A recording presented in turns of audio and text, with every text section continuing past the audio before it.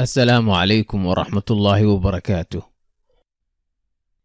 وقيبتي لبعض برنامجكي yaabkii oo aan ku soo qaato warar xiiso badan oo aan isiri soo warintooda faa'iido ayaa ku jirta. London City Airport waa airportka shanaad ee dadka ugu badan u adeega magaalada London. Sanadkii hore waxaa ka soo degay oo ka dhoofay dadka badan 4 milyan iyo bar. Airportkan towerkiisa ee laga hago diyaaradaha ayaa 2020 waxa dadka ka shaqeeya ay u guuri doonaan meel u jidha airportka 130 kilomitir iyaga oo halkaasi ka hagi doona diyaaradaha ka soo degaya airportkan iyaga oo isticmaalaya shaashado ku dhex yaala meesha ay ka shaqeeyaan. China ayaa waxay noqotay wadanka adduunka oo dhan ka soo adeegto oo waxa halkaas lagu farsameeyaa wax walba oo alaab walba aad fiirisid waxa gadaal kaga qoran made in China. mararka qaarkood ayaa waxyaalo yaab badan ay sameeyaan dadka Chinese-ka ah. Waxaa ka mid ah ninkan isagu sameeyay gujiskan yarka ee dhererkeedu yahay 5 mitir halkii saacna socon karta 20 kilomitir.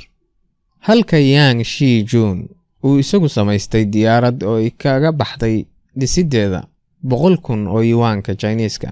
diyaaradda uu ninkani sameeyay ayaa awood u leh inay duusho isagoo Master Yang tijaabiyay oo ay ku duushay meel dhulka u jirta 200 mitir muddo 2 saac iyo bar ah. ninkan kale ayaa ah isagu nin beeraley ah oo sida Yang oo kale ka hela duulitaanka. waxa uu samaystay airstrip cirka u duuli kadha isagoo oo samaynteeda ay kaga baxday 300,000 oo yuan.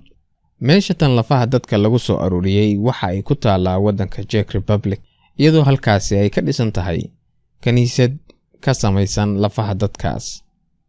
jeerta xiniyaheeda waxa ay ku jiraan gudaha xayawaanka oo jirka banaankiisa ma yaalaan oo ay ka duwan tahay xayawaanada naasleyda ee kale.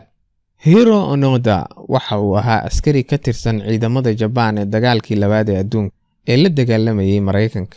sanadii 1944 waxa loo diray jasiiradda Lubang ee Philippines ku taal isagoo lagu amray inaanu marnaba isdhiibin. 3 bilood kadib Febraayo 1945 ayaa ciidamo Mareykan jasiiraddii uu Onoda joogay qabsadeen.